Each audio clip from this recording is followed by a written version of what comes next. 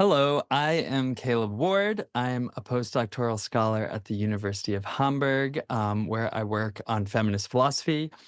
And welcome to this installment of an interview series I'm doing on the philosophical thought and work of Audre Lorde.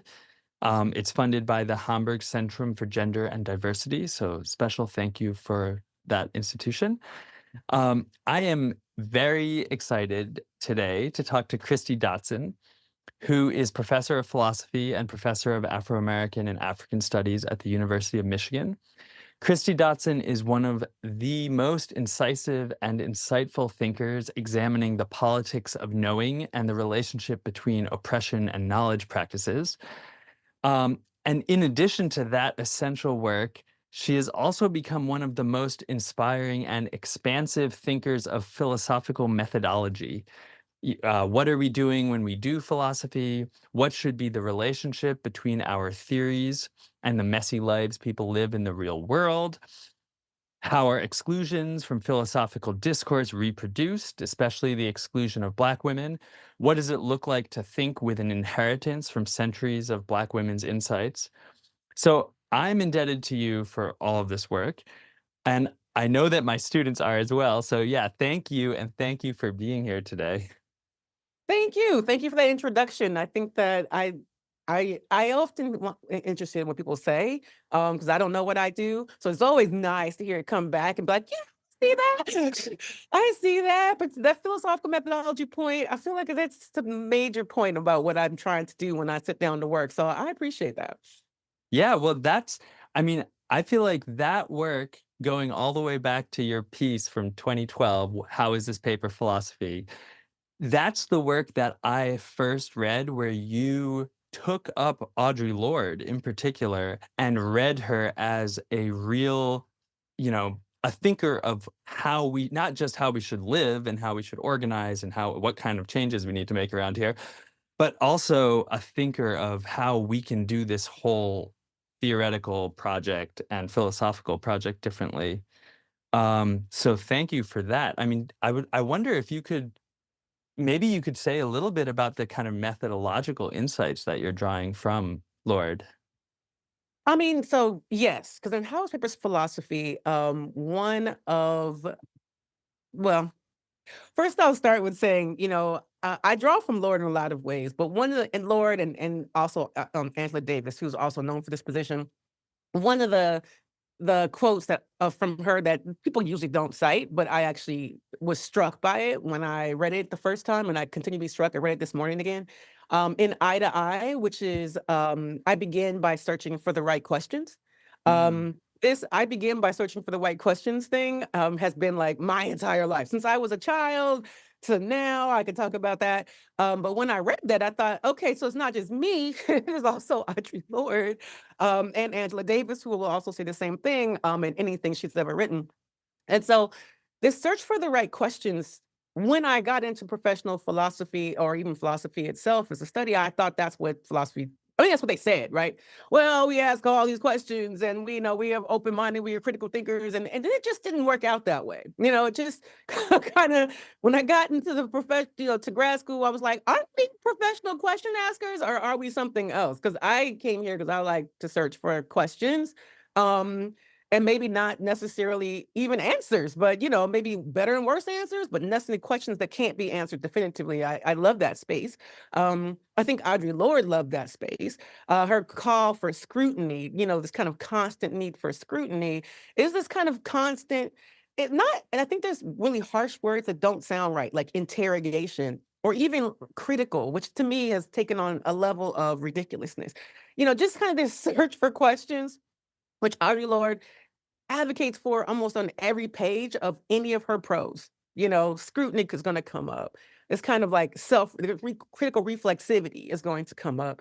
Um, and given that I had this kind of somewhat, to use Octavia Butler's terms, positive obsession for searching for questions. I thought when I read Audre Lorde's Sister Outsider, I was like, okay, I'm home. Like I found a way to do this. Then getting into the field of philosophy and finding it was maybe more Okay, I'm just gonna go. Maybe more idolatry than actual, like, oh, who's your guy? Nobody. I'm my guy. I'm my guy. I have this. I'm looking at the world. I'm trying to look at myself. I'm trying to look at other folks, my relationships, what's this between us. I'm more interested in maybe Wittgensteinian look and see, but first, more interested in the search for the right questions, and that presupposes a topic, a domain, it's a right question, the right question forever and for all time, a space, a geography, an embodiment. It includes this contextualization of a number of factors at a number of levels of abstraction that the right question could even become a right question, right? So I see that in Audre Lorde's work. I see that in her prose. I see it in her poetry. But Mhm. I'm less versed on the poetry as I am the prose. But yeah, that's great. Thank you. I feel like it's interesting to me because the starting point, the material that is to be scrutinized so often in Lord's work is her own feelings. Yep. And she's got this sort of epistemology of knowledge coming from feelings Yep. where we've got to elevate them somehow. Well, first they have to be felt and not Yeah. denied. They have to be elevated, in her case, Mm. through poetry. They can become some sort of knowledge that can then guide life. I'm curious for you as an epistemologist, Mhm. that's actually a pretty unorthodox epistemology. So I'd love Interestingly, to hear your thoughts. Yeah. I teach Audre Lorde's embodied epistemology in almost every class that I teach because it may be unorthodox, but it isn't in my community. So I think Audre Lorde is, innovative and interesting, but also someone who's going to say that there are no original ideas, right? Mhm. Just, different ways of making them felt on any given day. There is an entire tradition of embodied knowledge that some African diasporic cultures have held on to, where emotions are really central. And then there are other modes of aspirationality, particularly settler colonial United States aspirationality, that would cut that off for the standard story of objectivity, for fitting, for even be and I wanna say that in a way that's maybe less judgmental. There is such a thing as the joy of fit. And if everyone around you thinks that epistemology is cerebral and cut it off from feelings, Mhm. one can pursue the joy of fit by just adopting, adapting, and otherwise aspiring to that model. But there's always been, and I come from a culture, a Black culture that, consisted on being Black, that actually had emotions at the center. As that's how I was raised. So when I read Audre Lorde, it's like well, something my mama would say, quite frankly. And because of that, I'm so glad she wrote it because now I can teach it alongside of the other options because that's what they are. Though dominant in the Western Academy, a certain S knows that P justified true belief, with some criteria for Gettier kind of conception or knowledge first, even all of those accounts come from a cultural milieu. They're not to be rejected because they don't come from my culture, but they are but options of how one could approach epistemology.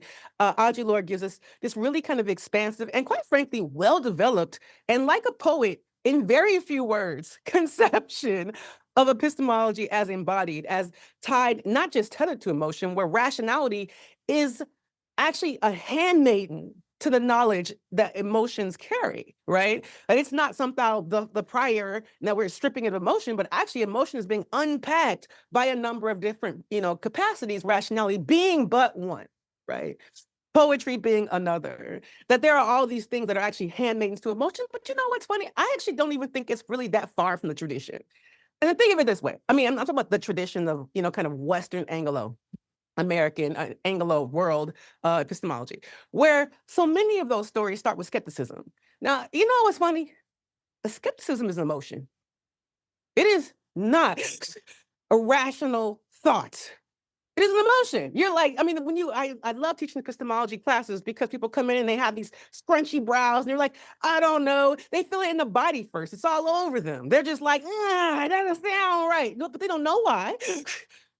They have no conception, right? They're not sitting there like, and my skepticism takes X form of C. No, it does not happen that way. It actually happens as an emotion first.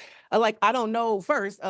let me pause first. That then begins to tell us, to start to tell a story about what that is. It's an emotion. I don't actually think in some ways Audre Lorde's conception is incompatible. She narrates it differently by a lot. Identifying skepticism and any other emotion as an impetus to unpack and figure out what else is there. Mm, Right? And I like her model better, but that might be cultural. I'm not gonna sit here and be like, it's better because it's objectively better. It's closer to how I was raised.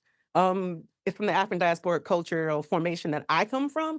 So it's fascinating. But I and thinking about this deeply, in terms of teaching these classes, like, okay, the stuff I have to teach and the stuff I'm gonna need you to know so that you I say you were trained by somebody who knows more than Western Anglo. Here's some other theories of knowledge, including like a theory of knowledge that comes from Lee Miracles with the conception of memory that would be mm. different than what you get in Western Anglo. So yeah, Audre Lorde, I feel, tells a tale that so many of us need to be told so that we can have some more than trivial relationship to, I think, Western cultural formations. I'm not sure she was trying to build that bridge. Although I think she was, as you read, her work in this bridge called My Back, which is, the ultimate of bridge work, um, or even her eye to eye and her learning from the 60s, this kind of attempt to understand relationships to difference, which is so key in Lord's, work of like thinking that's actually our self-exploration is not just about mothering ourselves and loving ourselves. That's all really important. It's also about realizing healthy connections to difference. Mhm. Right. And difference not being the things that we also always can understand, but difference that we won't understand and we won't need to, right? What kind of work does that take? What kind of epistemology does it take? So that sameness is not always, in her words, an invitation to destruction, right? I mean, difference, not an invitation to destruction. So her work, I think, is so functional. Like it has an idea of how it's supposed to work, and that's so beautiful to me. Yeah. Yeah, I mean, thank you for that answer, that's wonderful. Um, yeah, this sort of this question of inventing a new way of relating to difference, right? This is the sort of quintessential master's tools Mm, moment. The right. master's right? I mean, or at least the originary Yeah, use yeah, of yeah. that phrase was about this sort of inherited patterns of how, she says that we need to stop rehearsing kind of old stories of domination or competition, um, and develop I mean, this is a quote from Age, Race, Class, and Sex. We need to identify and develop new definitions of power and new patterns of relating. So, your recent work, I feel Mhm. like, is very explicitly kind of engaging with unproductive patterns of relating and sort of Mhm. exploring new possible alternative patterns of relating. And I'm thinking of your letter to yourself, where you're thinking back to 9-year-old you and this sort of like division of seeing the world between black girls who are fulfilling all of these demands that they're supposed to have, and then black girls who are not fitting in, Mhm. and as like a template for judgment, for unproductive judgment. Do you see I mean, that work has been really powerful in a way because it is doing something new with Yeah. theory and philosophy, you know? Ah, in So, terms of form. in terms of form, and Uh-huh. do you feel like that work has to happen in engagement with memory and with literary characters? I'm also thinking of your letter to Octavia Butler. Or is it like, what is the role of theorizing and doing philosophy for specifically that task of creating new models for relating? Yes, good question. It's a challenging one. It's a challenging one because I think, to tie it back to, Audre Lorde. So in Eye to Eye, which is probably one of my favorite pieces from Audre Lorde. I know people Mhm. don't actually talk about it a lot, but Eye to Eye is so profound. It's about, kind of the contention and the difficulties of relating between Black women, specifically between Black women, and it is, and I think there's a lot of ways in which, to stave off the violence and the hatred we often experience, particularly in anti-Black places, we can lean into sisterhood in ways that maybe don't track all the ways that we cut each other when we're near each other. Does it always happen that way? No. Does it happen that way a lot? Yes. Right? I mean, and a lot, a lot enough that we don't necessarily acknowledge it. So when you see like Eye to Eye, which is written in, kind of a montage form, there's a, kind of a monologue. There's a letter to a Black psychologist that apparently Audre Lorde is going to start going to, there's a, a kind of reflection to her sisters. There's a moment where you're inside her head when she's talking to her sisters and diagnosing them. There's all of this kind of trying to find out, how do I tell this story? How do I tell the story of the connections that are broken? So the form of that piece is constantly transmuting, and it is also the thing that goes unfinished. It's an unfinished piece, right? It's this gets published. She's actually, this gets published in some ways without her being able to finish it. And the piece that it's unfinished is Eye to Eye, I think, still trying to search for the form of what it would mean to recover the patterns of Mm, connections, or to resurge, or to reimagine, or to, I'm not going to say create a new, because I'm not sure we can do that, but we can recreate, you know, these forms of patterns of these connections that are broken in some ways, for mm, how much, on Lord's account, how much we metastasize hatred of Black womankind, and then how much we can harden ourselves to survive all of that hatred. So, in this book of letters that I'm writing, essentially, it's a book of love letters, though I don't know if everyone's going to see it that way, but I think they are love letters. But Octavia Butler's love letter is a love letter. I devoted myself to being able to listen to Octavia Butler, to attending to Octavia Butler's words so carefully that I could hear her in my head as I wrote to her. The kind of what a letter requires as a form mm. in terms of answering, does philosophy have to take on different form? My answer to that, after all of the like connections from Audre Lorde, saying that, Audre Lorde was also, I think, particularly in terms of different types of patterns of connection, in search of a form. What should that look like? And there's letters that she writes to Mary Daly. There's letters in One Piece. There's monologues. There's, kind of prose. There's internal diagnostics. There's all of this work of her trying to figure out what the form, potentially all forms, so I don't want to rule out that philosophy can look the way it's been looking, but I want to also expand. It also has to expand how it's going to look if this is the work that we have of imagining a transformation of the present into a future that doesn't repeat the patterns of the present. Right. So when I turn to letters, I turn to letters for a lot of reasons, not the least of which is it's the first form of writing that I had. My grandmother would sit my sister and I down when she was watching us at 2 o'clock every day, so she give us these fancy papers and these fancy pens, and she make us write letters from 5 years old till whatever, so she could nap. Did you hear that? So she could nap, right? And so this was her quiet time. We were writing letters. We couldn't even write. We're like squiggly lines, and then but she'd make us read it every time she gets up from her nap. She'd get up and she's like, "Read me your letter." Look like squiggly lines and nonsense. We were like, but every single letter, I could not. I remember it so clearly. Were love letters. What did we know? I love you, mom. I miss you. I love you. It was so much fun playing. I mean, what did we know? But that's so when I turn to think through what next phases of this work that I'm looking at and interested in terms of these patterns of connections and the ways in which we're storing in the world, I turn to the letter because it's an originary form of writing for me, but two, what it requires, the requirement of address, right? Mhm. Which you can often lose in professional philosophy forms. It's as if you're talking to concepts and not to people. My sense that I need to talk to people to work through some of the questions that I have, and not just any people, people who themselves have been working through these questions, to be able to reconstruct the world that they've built around these questions so that I can reconstruct my response, potentially my worry, potentially my open-ended exploration of the same questions, but with people who are farther along than an audience of novices. Right? I mean, that's the other thing. It's like this letter project I'm working on, I'm picking people who spent decades working on similar, if not the same questions. And then I get to start way farther down the road than if I'm talking to a general audience, 90% of which have never thought about the issue. Octavia Butler letter is an example of that, where, she thought so seriously about gestative capture, about what it means to be a bearer of children, a creator of bodies, and put it in all of these pieces. And it's like I could talk to you, maybe some other people who it's occurred to you, but you haven't done these deep dives of creating Yeah. all of this work.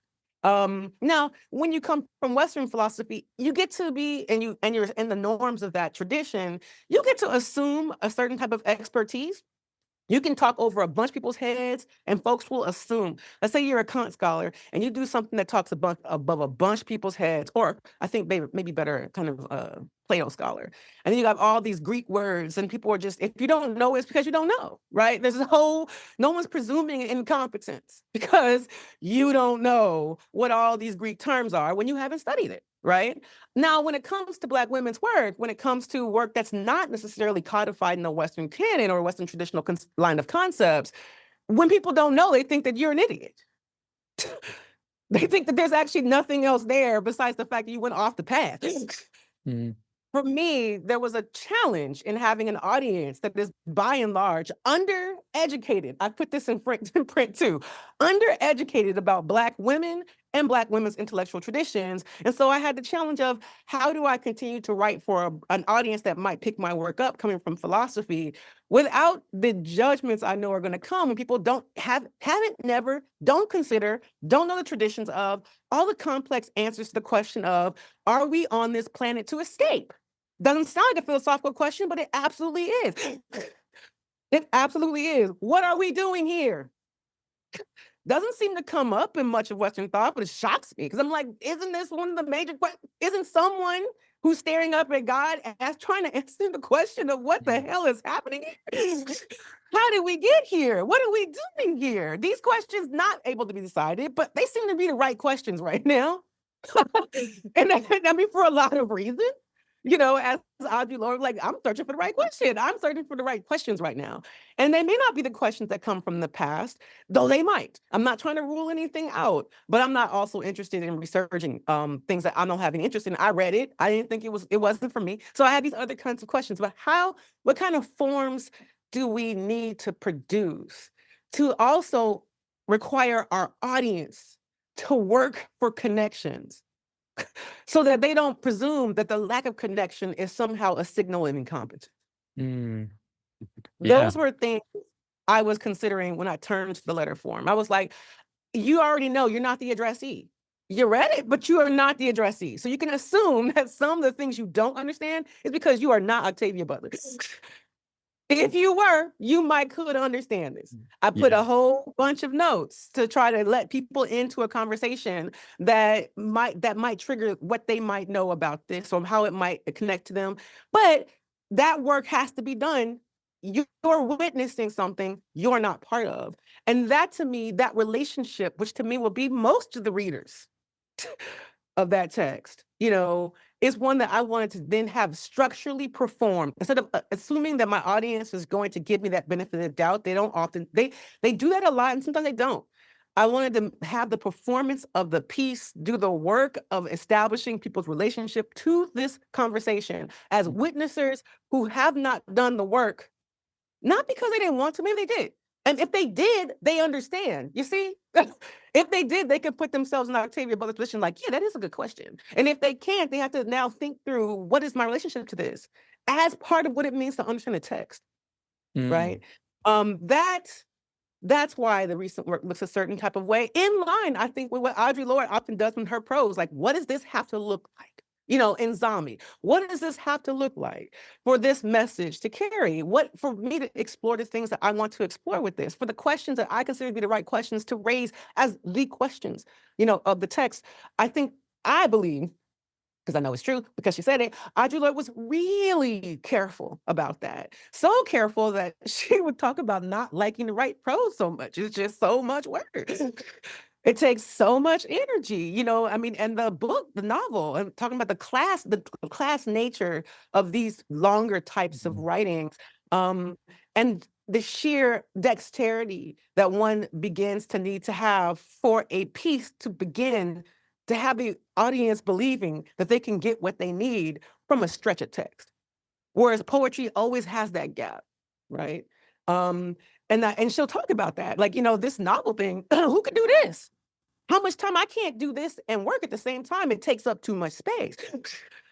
And that relationship of these longer texts, these written in, and seemingly all the words are on the page kind of pieces of writing. that I think at the end of the day is an illusion to begin with. You know, it's an illusion to begin with, but that doesn't mean that readers come to the writing that way. That that if everything isn't there for them to understand, it's the author's fault, Mhm. not a gap in the reader's imagination, right? Whereas I think poetry has those gaps as a given. And the relationship to it is one that is often quite personal, and it's that the form does that, right? So learning from Audre Lorde about what that form does, what she said about poetry did, knowing I'm not a poet, I'm so bad, I'm a terrible poet. Knowing I'm not a poet, you know, like, but I'm a prose writer, you know, and I am a writer. At the end of the day, I'm a creative writer, right? So I'm like, how do I do this, right? How do I do this? So the letter form became really important for me. As far as what theory should be doing right now, I think theory never should have left itself to one or two different forms of writing. Um, Philosophy is an art. It has been an art. Some ways the way the field, the professionalism has created it to be where everyone seems to be in a relationship of a critic or an Mm. appreciator. Not my bag. You know what? I can despise something and not feel a need to write anything down about it. I have other things I would like to do, put other pieces of this art in the world that I think should be in the world, and what they should look like. And there should be maybe a more expansive space in the professional field, particularly for multiple, unlimited forms of how this should look. Mm. Um, I mean, that just the right questions, as we're gonna talk about in that way, must have an infinite amount of forms.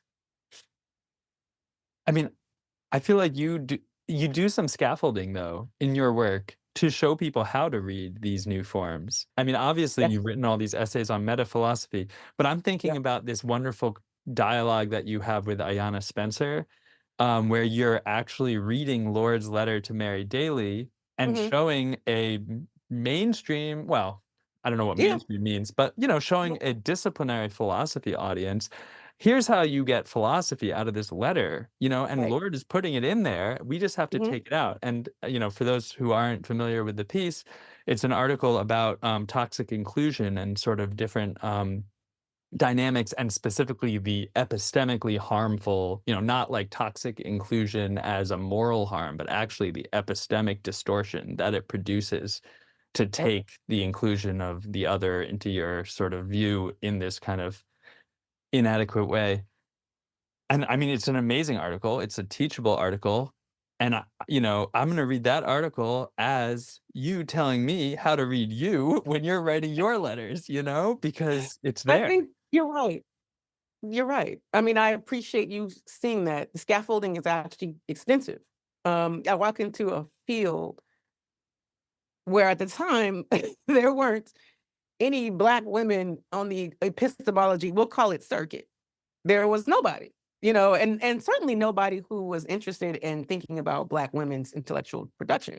Um, you know, we're just talking about body representation. It was just me. There was a woman before me whose name will go unnamed because she wanted it that way, who dropped out the field like, nah, ma'am, nah, no, no. And she was far more traditional than I was, but it was a hard road. It was Hidden Figures esque, Mhm. coming into the field as one of the only Black women, kind of epistemologists. So I ran into some obstacles particularly early in both mainstream and feminist epistemology, right? Then I had to go back and consider, though I wanted to write love letters from the first day, was that really viable? And the answer to that was no. No, it was not. So what has to be written? I guess first I have to tell people that potentially the way they understand the world is not the only way to understand it.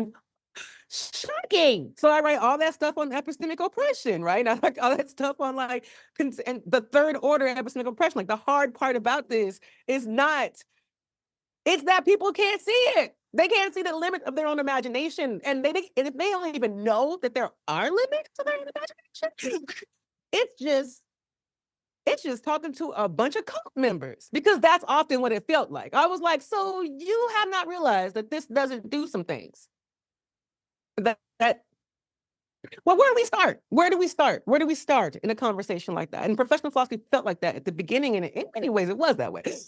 This is just JTB, justified true belief, is all we need. For what? I mean, for what? So those first steps, right? And then from that conceptualizing kind of epistemic oppression, kind of like, let me just put a nod to there's more, and then to the field. Like, okay, now that there's maybe an epistemological universe as opposed to an epistemological theory, let's also consider that maybe the way this field is working is reproducing a certain type of norm that is itself not the art. Let's also now talk about that. Let's start to separate out, what has become disciplinary norm from the art as practice. And that even in this disciplinary norm, there's more diversity than is being acknowledged by how it's even being talked about, right? Trying to make those two things come together towards this moment where I can and now, how might you read what I'm doing?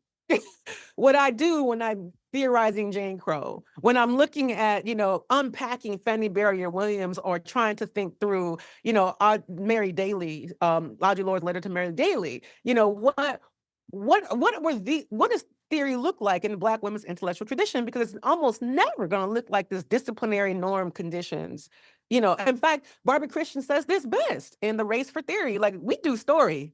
For us, theory is story, right? The letter gives another mode of telling stories. In fact, the way that Anglo-analytic work looks like is nothing like a story to me. To me, that's a story you're telling. Now, it may have a particular kind of form, particular range of expectations, but you're telling me a story. And I'm not saying it's a bad story, but it is but a story about many stories we can tell in a form amongst many forms it might take. Mm. The art is far more expansive than the discipline. It always has been. And I think that so this scaffolding from the very beginning to this point of now just doing this work that I actually just wanted to do in the beginning, 15, 16, 17 years later, I appreciate that you see the scaffolding as I pull it out. Like there's been a lot of scaffolding to get to the point now where I'm like, okay, now I can write this letter to myself that I wanted to write on the first day I got into grad school. Now I can do this work, and the question often comes up after this is why do that? Why not go into a different field? Why not go someplace where I'm not a poet. I'm not. I want to be. Alexis, I know Pauline Gumbs was on this. She's a beautiful poet. She's a beautiful writer. She's a beautiful person. And I'm not a beautiful writer like that. Like I have what I have. I think conceptually, I scaffold, I think layered. I don't know where I was supposed to go, but professional philosophy for that. I'm not sure it's valued the same in other fields. But as I got into professional philosophy, I thought, but what I want to do isn't valued, right? So how do I build the imaginary amongst my colleagues and beyond for this kind of work? And it wasn't just on the philosophy side. I think also on the Black feminism side, there's been some struggles. Some struggles where they're like, we don't need that kind of philosophy. And I'm like, maybe not, but that's what I do. And I'm not putting it in the world because I think you need it. I'm not a top down, like most people in the philosophy field where like everyone needs what we do. I'm not sure anyone needs it. Not what we do, but we want to do it, and that should be enough, right? So let's go back to Audre Lorde's, position of, what, uses of the erotic, this brings me joy. When I'm doing work, when I'm doing philosophy, when I'm scaffolding, when I'm building my conceptual arrays, it's hard and I'm happy. Mm. And that's it. I'm not sure there's anything else that recommends it, but I think to Lorde's, work on work, because she talks about work a lot, her work on thinking about work and our relationships to it as part of a good life and what relationship to work we need to and potentially have, which is, like this is a source of the erotic for me, a source of joy. At its hardest, I'm at my happiest. That is what she would argue is something we need to pursue in our lives for good lives, right?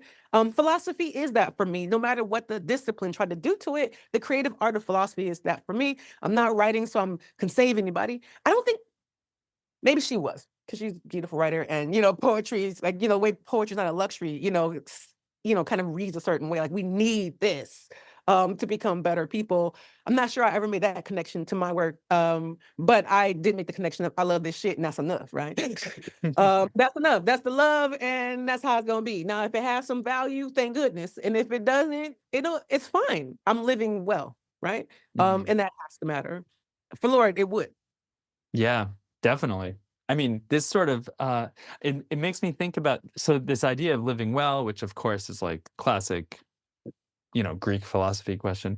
Mhm, Also, it has me thinking a bit about the concept of survival. mhm, Because especially in your recent letter to Octavia Butler, you're talking about gestational or gestative capture mhm. and this sort of way in which kind of survival when it's understood as living in order to pay the rent, um, Right, it becomes it's just not fulfilling of a certain. I mean, it isn't fulfilling subjectively personally, but it right. also it like it's somehow decrepit in a way. Right. And Lord, of course, survival is one of her key words. It Sometimes is. I feel like survival and self-scrutiny are like these two kind of movements in her Mhm, thought. mhm. And it's really I want to read you a passage actually, which Please is do. it's from a transcript of her seminar in Berlin on Black women Okay, poets. okay. So 1984. And it goes like this. She says, um, I have a real respect for survival, a recognition. By survival, I do not mean existence, which is the province sometimes of the walking wounded, sometimes of the walking dead. Existence is the ability to draw one breath after the other and put one foot in front of the other. Survival has a more active, live quality. So when I speak of survival, I mean living intact, living with focus, not merely living. Mhm. Survival is the ability to move and to teach, to find both power and joy relative to our lives. So I guess what do you take from that, or what do you leave from that in terms of baking Yeah. in this integrative sort of like flourishing in the very concept of survival? Okay. I have a lot of things to say about that. All right. I mean, one of the things is there's also in Eye to Eye where she talks about her mother gifting her survival and it wasn't enough. So what you see in that is a different conception of survival than Eye to Eye. And so I'm going to say, and this is not uncommon, Audre Lorde is equivocating on survival. Not uncommon in her work. You have to see like where it comes up to see what it means because her work is so contextual. Where is it at? You can't read across all the pieces because I think every piece is a complete piece. Does that And make who's sense? her audience too, of And course. who's her audience? But I was there's a couple of things I want to say. It's saying first I've seen multiple versions of survival in Audre Lorde. Eye to Eye is closest to the one I'm talking about, where what we're being gifted is existence. But the second I have three. Second, I know people take living well back to Greek philosophy, but I guarantee you not a single human collective alive needed Aristotle, Plato, or Socrates to tell them that living well is something we want to do. The Western narrative that seems to take everything that is genuinely a given and giving it to some white person or some European or some constructed Western conception is something I'm always going to resist. Like, you know what? We figured it out on our own. But three, Amen. as far as yeah, no worries. As far as what I mean, so in that piece that you're referencing, the Octavia Butler piece, I'm asking a question about the value of survival as a future goal, right? Where I'm like, what does that commit us to? Because and even in what you just read, I hear Audre Lorde saying, I'm now here and survival means something now that I'm here. In the Octavia Butler letter, I'm asking how people get here. right? And you'll have that moment, in Audre Lorde, where she's going to be like, and when she's talking about her watching her daughter go into this anti-Black woman world and watching her have to build up the things that end up breaking relationships between, her and Black women, and saying, I committed to this moment with her when I didn't kill her as a baby. Right? That's in eye to eye. It's a beautiful piece. It's a beautiful piece. And that is exactly true. When you're talking about the bearers of children, the bearers of the actual future materiality of a human collective, the question of survival doesn't start after existence. I'm going to say, a patriarchal narrative. If we're talking matriarchal narrative, the actual question of survival starts at, will I commit to bearing? That's prior to. So if we're going to take survival only as what it means to exist after someone already bore your ass, like someone already bore you. So that discussion is a different kind of discussion, and I understand it. It's one we got to have. I'll have it with you. We've been born. But before that, for those of us who are bearers, what's the discussion about survival? Because the commitment to survival is a commitment to us bearing. That means a world that makes that something viable. This is not it. The way this looks, it's not a good idea, right? I mean, at least I'm asking the question. Should we be asking the questions as bearers, right? As those who can bear young, should we be asking the question, without the notion of survival being its main impetus, there has to be other reasons besides the fact that we need children to survive. Mm. So what have you done for me lately? Like, at the end of the day, what have you done for me? So there's this moment where I'm trying to ask a different type of question about survival, right? Not the question that happens after survival, which is what I hear in the quote that you've read. I hear that we're here, survival now becomes a different question. But prior to the exception of existence, and that's what I'm actually going to call it that, because actually existence is the exception, not non-existence. Prior to that, what is this question of survival, and how's it disrupting the real questions I want to ask about what the world needs to look like, or what my relationship needs to be? And then, of course, this book that I'm writing is a long kind of like rumination on the questions we would need for rematriation, for actually putting creation back into a realm of engagement. Like, you have to make this worth it. Don't just assume. Now that, the question of survival is the question of existence. No, it's not. It's the question of whether or not I'm going to bear existence. That is the question of survival, not whether or not after bearing. I mean, there's an assumption this is going to be an Audre Lorde, and this is why, in some ways, I see Audre Lorde in that conversation that I'm having with, Butler and Petrie. I see them in that conversation because they've thought this and thought it differently than me. I actually put people on the panel who are going to disagree with me, right? Who are going to say, no, no, no, no, we can't think that. Children are a joy. Yeah. After they've been born, after 9 months, and literally flesh of my fucking flesh, never to be recovered. After that, sure, they're joy. No, before that, though, what are the philosophical questions before that we no longer even know to ask? We're not even asking them. Often, for the sake of the survival question, I would have us displace that in the narrative of bearing. Does that make sense? And so when I hear Audre Lorde on that point, I actually do. But I hear her as someone who has always acknowledged that there was a prior question already answered. I did not kill you as a child. Mm. Right? Yeah. Mm-hmm. That existence has I say it in this letter, that has an actual prior signatory, and that's the bearers themselves. That question needs to come back into the circulation of questions that need to be answered for a future different than this one. Yeah.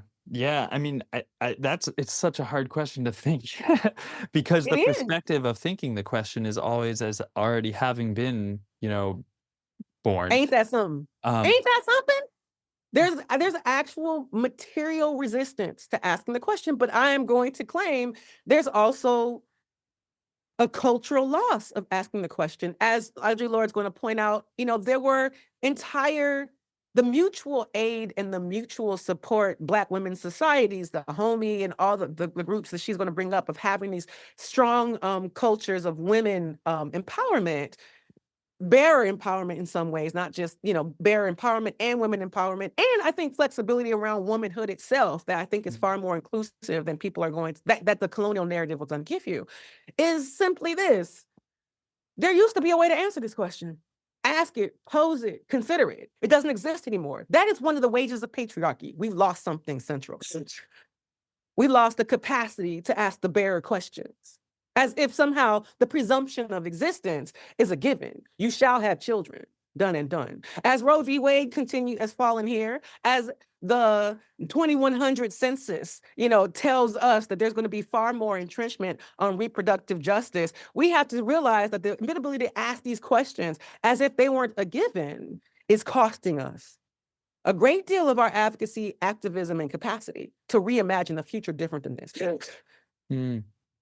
Yeah. Yeah.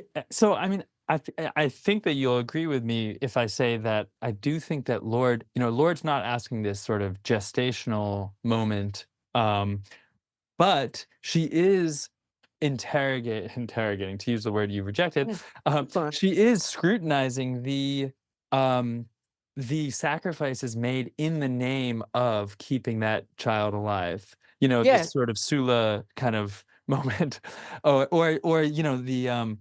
I agree. no, I guess it's Sula's sister, right?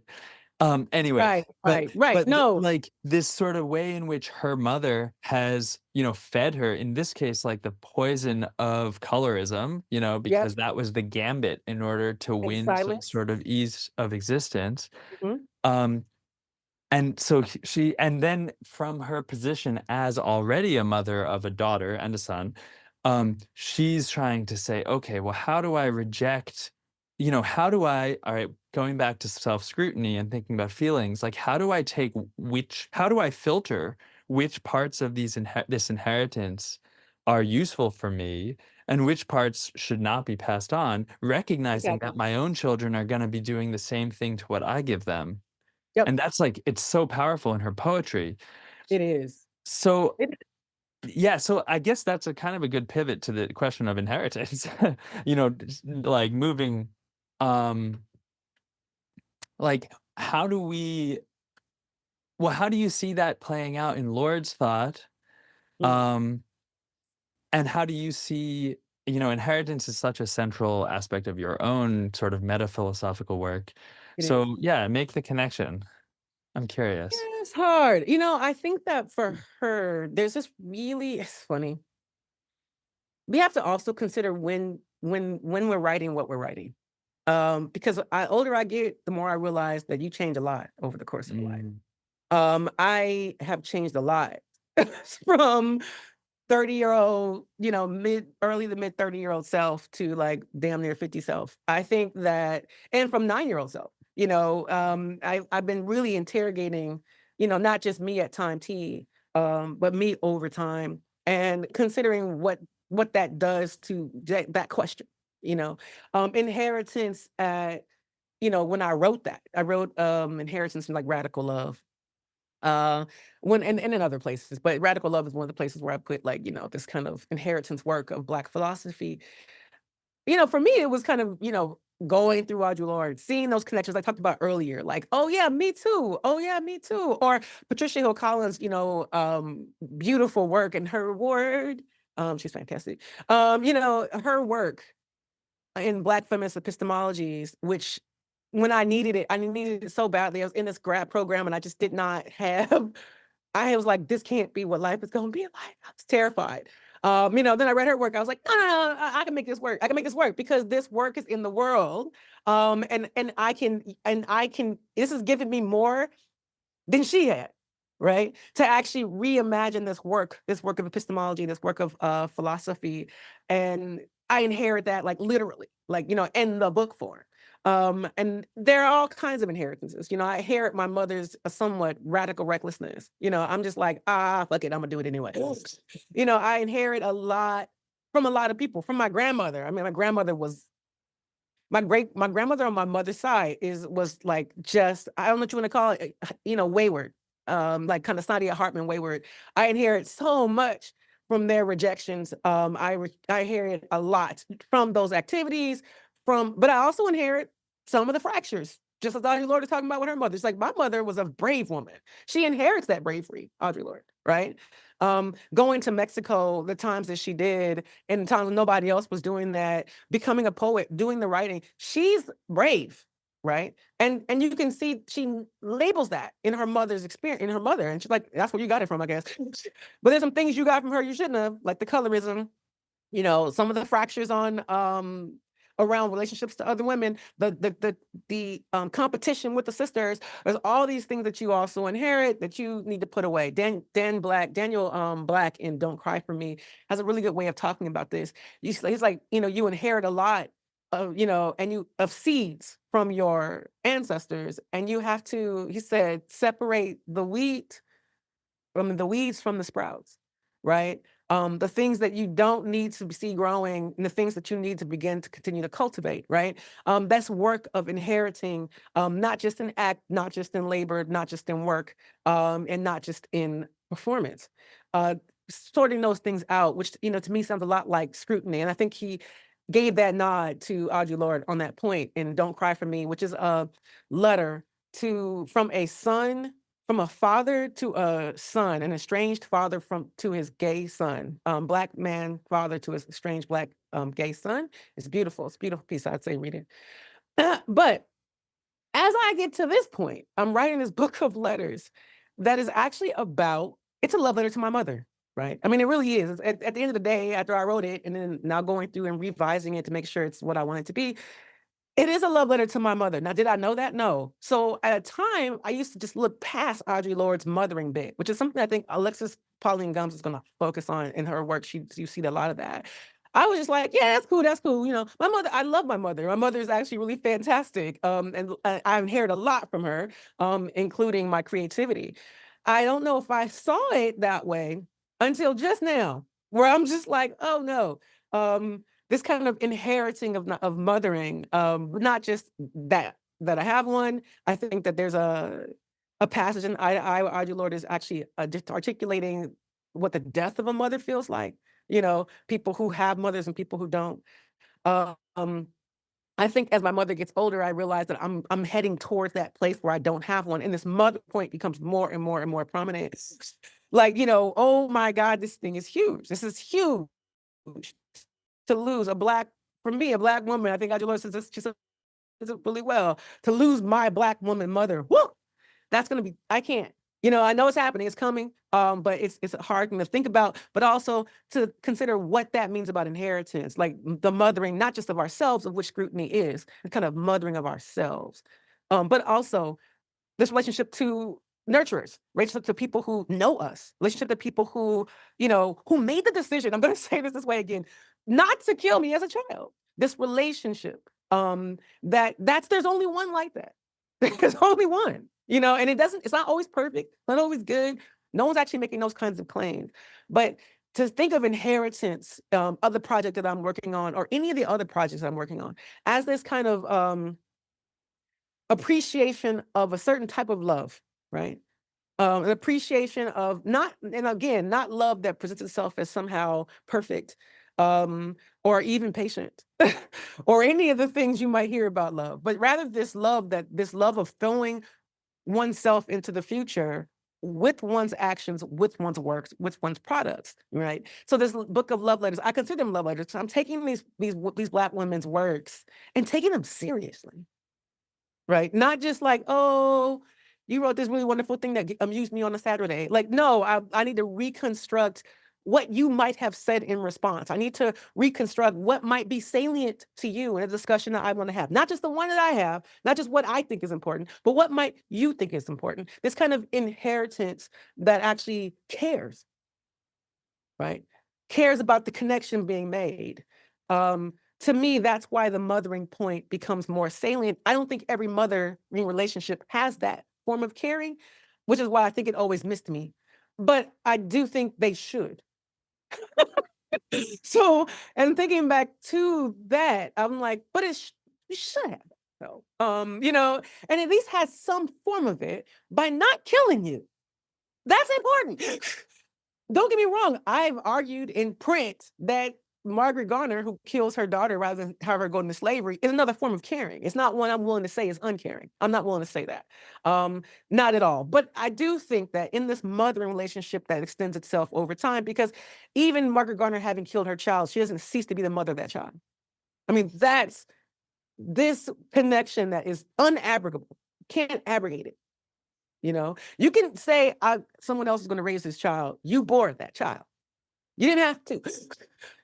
Right? I mean, and considering and again, going back to the maturation point, to consider what that means is to consider questions we have fallen out of comfort asking, which is the very conditions for our existence, not just existentially, hermeneutically, the language we use, the concepts we actually arise, how things make sense, what becomes embodied, what experiences we tend to have, and what feelings we emote. All of that is collective in a way that inheritance, I think, tries to attend to. And I'm sure Audre Lorde had a similar, I know it threads itself, this collectivity threads itself throughout her work. Yeah, thank you for that, for sharing those extended thoughts, definitely. I guess so then the sort of organic ending point of our conversation would be about what you are inheriting from Audrey.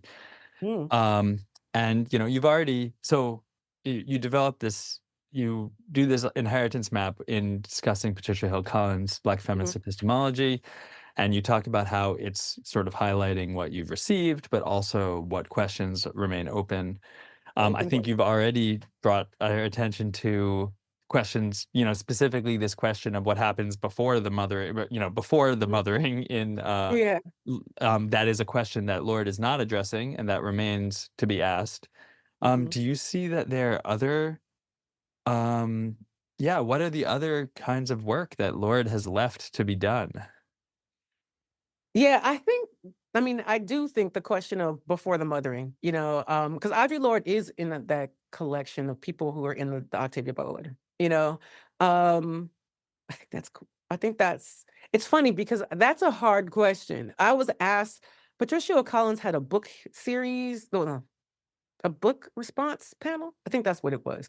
And so a couple of us were asked to do responses, and I feel like the highest form of flattery is to carry my work on. I don't need you to agree. I mean, I already said that. So if you could say something different and better, not even better, I don't think better, different. It's a it's a high form of respect for me. So when I wrote that, that's what I was thinking. I was like, look at all we got from her, and look at how far we can go from what she gave us. To me, such a high form of flattery. I know it's not true for everybody else. Everyone's like, no, tell me I'm the beginning, the end, and the everything.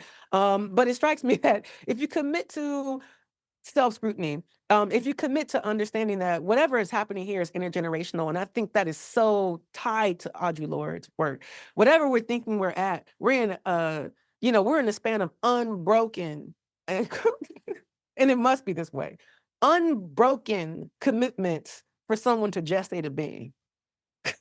That's unbroken to get us here, right? And then and any one of us here, right? And then considering, what that means, for what it means to scrutinize, for what it means to consider what the present is made up, but also what the future might do to break from the present. Um, I don't think that's not what Audre Lorde is talking about. I mean, I think Eye to Eye actually has some of that in it. It's a struggle, though. It's a struggle to bring that in focus. You know, it's a struggle, and I think the knowledge ascription, like I had with Patricia Hill Collins, I was like, listen, knowledge attribution, saying whether or not someone knows something, that's a problem. People are bad at that. Too bad to build it into a theory. It cannot be part of the theory without also perpetrating injustice, oppression, and all the other things. I'm pretty sure she knows that. Having talked to her, I know she knows that. The question of what can be published becomes really kind of important, and what the peer reviewers are going to let through and what they're not, and what era we're in, and all those things, and whether it's pre-tenure or after. I mean, there's all these things that put pressure on the product, right? So I don't want to say that, I'm saying what people haven't done. Because in talking to Patricia Hill Collins, she is like She's brilliant. I mean, I doubt there's anything I've come up with she hasn't thought about. But I do have questions. And what I learned from Audre Lorde is the importance of that, right? The importance of particularly me or you or her having questions, that to have it is enough to pursue self scrutiny, scrutinizing the world, thinking through connections, that there is, how I want to say it. I think in many ways, what I learned from Audre Lorde is a writerly self, right? That gives herself the permission to be the writer, to be the center of the world, the universe that I produce, not just in print, but also in terms of my own ruminations. I don't think we're raised that way. I don't think the educational system in the West even gives us that. It simply says, you know what, the closer you can think like Kant, the better, right? The closer you can think like somebody else, the smarter you are. That's not usually the best form, the way this art gets produced. And what I learned from Audre Lorde on every page was how important me as a, I don't know, me as a creator, me as a artist, me as the center of my collective imagination is. Like, that's one of the places where innovation can happen. And that kind of self-empowerment is what she calls it. It's not on every page and every text that we read, right? I mean, it's one of the things that I think she was so interested in furthering, like self-empowerment, not all the work and surely not narcissism. But how can you do coalitional work if you haven't dealt with your shit? You can't. You just come in there throwing into other people thinking it's reason, when really it's hurt, it's harm, it's suffering, it's pain that was untreated. That's what Audre Lorde would say. It's pain that turned into suffering because it was unprocessed, right? That's what I learned from Audre Lorde. I mean, I learned that specifically. I'm not sure I add to that anything, but thank you. And I shall continue. And I'm not sure I add much. I've said this before. I said it in print. I'm not sure I do different things. I think I do very similar things to what's been done the way I do it, right? And that's what, and I find it to be a beautiful thing about an art. If you think about studio art, where everyone's sitting around painting a fruit bowl, right? Everyone's painting a fruit bowl, but you don't get mad at someone when their fruit bowl looks like somebody else's. You're like, the point of this isn't that somehow the topic is unique. What's interesting about this is how I would have drawn this fruit bowl. And that's what makes it distinctive, not that it is the only fruit bowl that could have ever looked that way. I don't think that there are any ideas, much less images, that actually can be unique in the way I think people want them to be. But I can tell you this, when it comes from me, it is my fucking fruit bowl. I wrote it. This is my craft. You should be able to hear my voice. I've cultivated this over time. I have done the work to produce a creative and writerly self. And I got that encouragement from Audre Lorde first, right? And so that when my fruit bowls come out, they look like my fruit bowls. And to encourage other people to have fruit bowls that look like theirs and not like mine, I think that I get from Audre Lorde. I get that from Audre Lorde mostly. I think I could talk about a lot of people who do similar things, but it is Audre Lorde who put this in me and said, well, who plucked this out of my desires and helped me to believe that I should have it.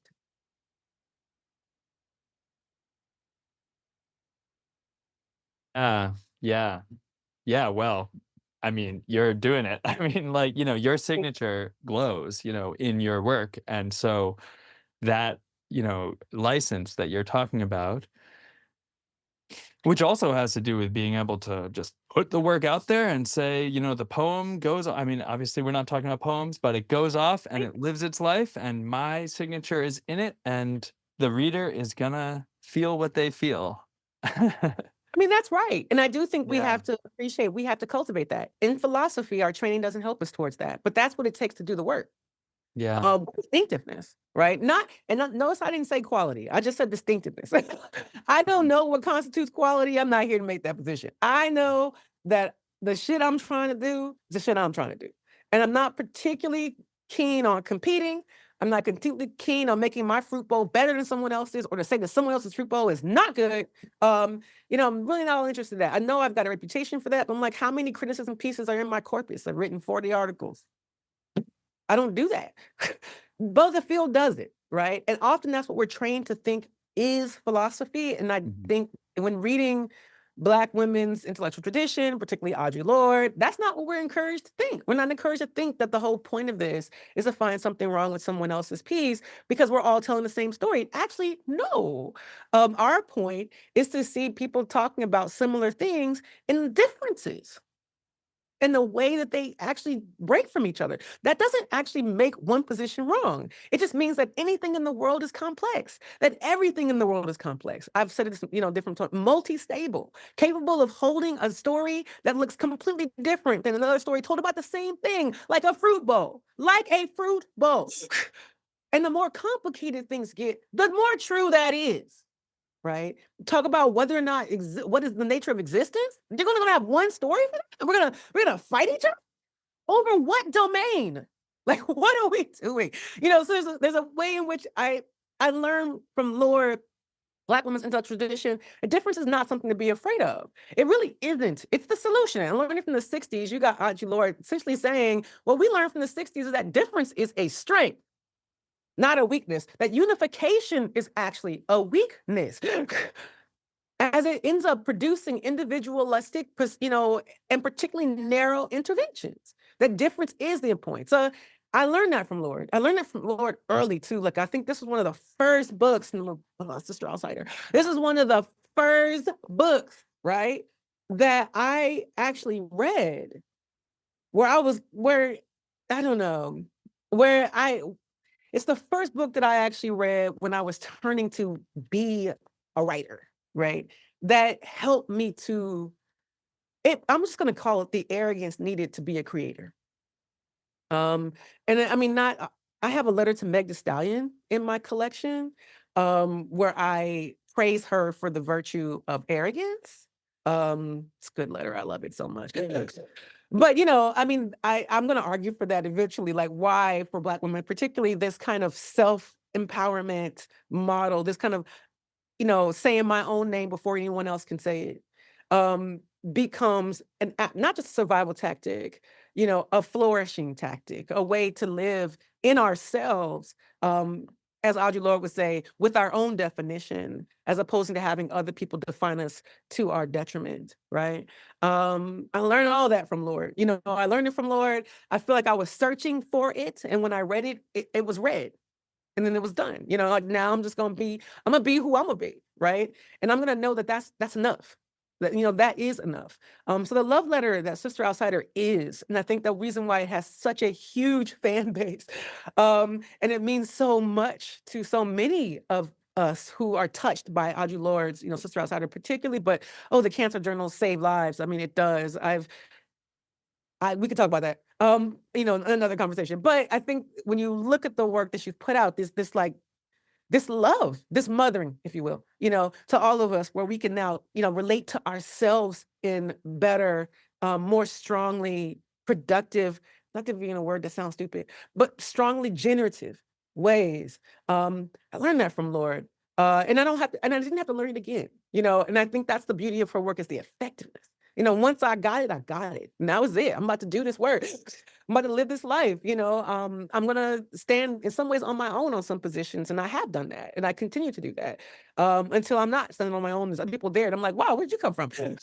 I'm going to be reckless in a way that I think, for some reason, the world has made possessing a self that you love for Black women needs a kind of daring. I said this in print, a kind of recklessness. A refusal to actually take the standard quo, because if we did, what's left for us? But that's Lord's point, right? I mean, that's what Lord offered. I mean, for all of us, and I don't think again it's only for Black women. I think the messages that she has in her work are for anyone who needs to hear them, read them, see them, experience them. right? That's another beauty about her text is that she put Black women in the center and made philosophy for everybody. That's I aspire to that. I aspire to Lord's example of that. As what I've done in my career. I put Black women in the center and I try to make philosophy for everyone. But it is Black women centered, and I like no mistakes about that. This book of letters be the same. I have a book of letters directly to Black women that I think is philosophy for everyone. We are not aliens. Well, I mean, the proof is there in your work, and I want to thank you for taking up these lessons from Lord and taking up this energy and this sort of uh I don't know. I love the idea of some sort of authorly arrogance that is a virtue, and just running with it and doing it. So, thank you for adding so much to the landscape of the world as I and so many other people have understood it, and also for showing us how to read Audre Lorde. Thank Um, you.